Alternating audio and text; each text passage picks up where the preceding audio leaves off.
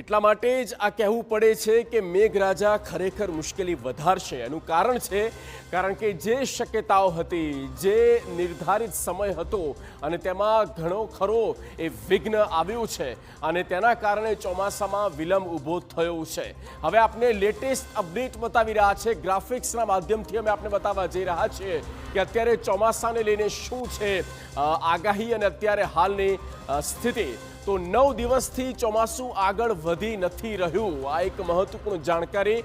અને ચોમાસું બ્રેક મારી દીધો છે, ગાડી અટકી પડી છે। કેવી રીતે તો જુઓ, ભારતનો નકશો પણ અમે આપને બતાવી રહ્યા છે અને જ્યાં 10મી જૂન બતાવવામાં આવી છે અને 10મી જૂન પછીથી શું થાય છે તો 15 જૂન મહારાષ્ટ્ર અને તેની પહેલા આ ચોમાસું અટકી જાય છે અને મુંબઈ પહોંચવામાં ચોમાસાને હજી એક અઠવાડિયું લાગી જશે અને ત્યાર પછી અઠવાડિયા કે 10 દિવસમાં દક્ષિણ ગુજરાતથી તે પ્રવેશ કરશે। એટલે આપ માની લો કે હજુ પણ 10થી 15 દિવસનો સમય લાગી શકે છે ગુજરાતમાં વિધિવત રીતે આ ચોમાસું બેસવામાં।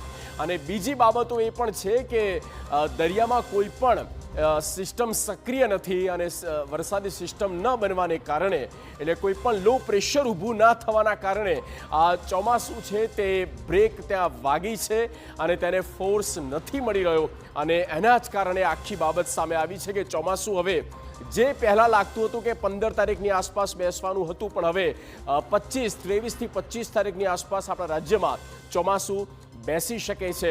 વધુ વિગતો મેં આપણે દર્શાવવા જઈ રહ્યા છે। હજુ પણ સરળ રીતે અમે આપણે બતાવીએ કે નૈઋત્ય ચોમાસાની હાલની સ્થિતિ શું છે।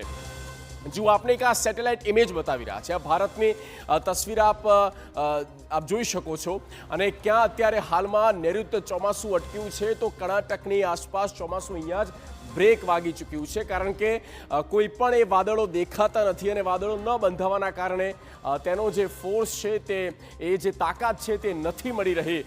અને બીજી બાજુ એ છે કે દરિયામાં કોઈ જ સિસ્ટમ સક્રિય નથી, કોઈ વંટોળ નથી, કોઈ લો પ્રેશર ન બનવાના કારણે વરસાદી સિસ્ટમ એક બાજુ સ્થિર થઈ ગઈ છે। અને હા, અલ્નિનોની અસર તો ચોક્કસ કહી શકાય અને અલ્નિનોને કારણે પણ ચોમાસા પર વિપરીત અસર પડતી હોય છે અને બંગાળની જે ખાડી છે તે પણ શાંત છે। બંગાળની ખાડીમાં પણ કોઈ જ મૂવમેન્ટ દેખાતી નથી અને તેના કારણે આ નૈઋત્ય ચોમાસું છે તે દક્ષિણ ભારત, એટલે કે અહીંયા કેરળથી આપ ઉપર આવો તો કર્ણાટકા અને તમિલનાડુ પછી કર્ણાટક અને તેની આસપાસ અહીંયા સ્થિર થઈ ગઈ છે। હવે ત્યાર પછી આવશે શું મહારાષ્ટ્ર અને મહારાષ્ટ્રના મુંબઈ, તેના કેપિટલ અને મુંબઈ પછી આપણા દક્ષિણ ગુજરાતમાં તે એન્ટ્રી લેશે।